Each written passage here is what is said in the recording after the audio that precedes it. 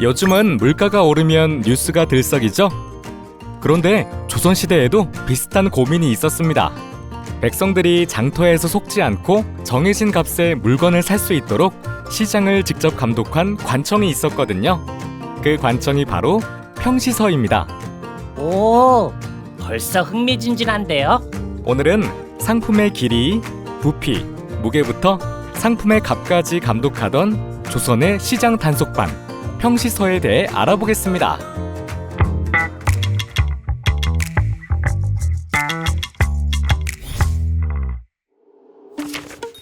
조선 건국 직후에는 고려 제도에 따라 경시서를 두었는데요.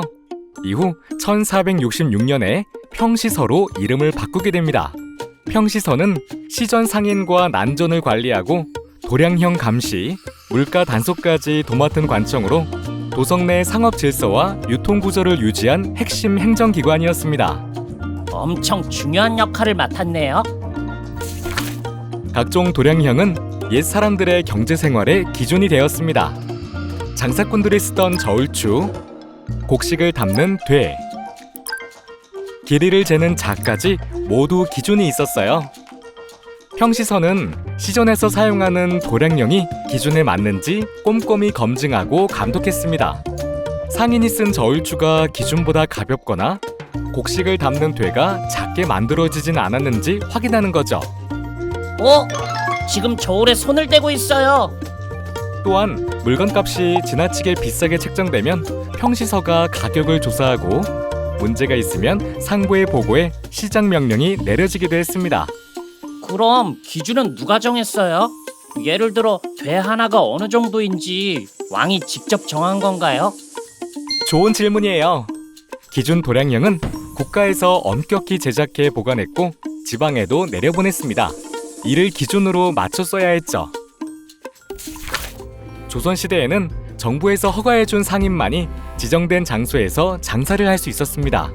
이 사람들을 시전 상인이라고 하는데 조선 후기에는 이들 외에 허가받지 않은 상인들이 많이 늘어났습니다. 이에 대해 시전 상인은 정부에 호소하고 항의해서 받은 금난전권을 활용하여 평시서가 난전을 단속하고 물품을 압수하기도 하였습니다. 특히 왕실의 물품을 대는 유기전 같은 핵심 시전 상인들은 막강한 권한을 부여받았습니다. 여기서 유기전이란 조선시대의 서울 종로에 있던 비단, 명주, 무명, 모시, 종이, 어물 6가지 품목을 팔던 시전으로 국가를 위한 물품 조달 의무를 지는 대신 그 대가로 난전을 단속할 수 있는 특권을 부여받았어요. 그럼 난전은 늘 불법 취급만 받은 거예요? 백성들에겐 도움이 됐을 텐데. 맞아요. 조선 후기에 이르면서 서울 인구가 증가하고 그에 따른 필요한 물자들도 많아져 난전은 불가피했을 거예요. 하지만 당시 정책적으로 난전은 규제 대상이었죠. 이러한 구조를 바꾸려 한 왕이 있었죠. 바로 정조입니다. 1791년 정조는 신의 통공을 단행하여 여러 물건이 조금 더 활발히 유통될 수 있도록 하였습니다. 유기전을 제외한 모든 시전 상인의 금난전권을 폐지한 것이죠. 이제는 허가받지 않은 난전도 시전 상인이 아니던 자들도 자유롭게 물건을 팔 수 있게 되었어요.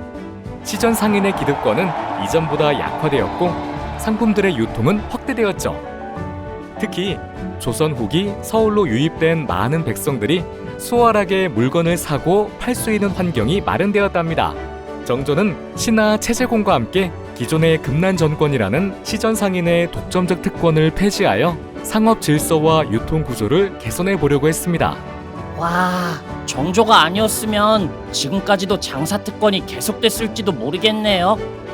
질문! 그런데 왜 종로가 시장의 중심지가 됐어요?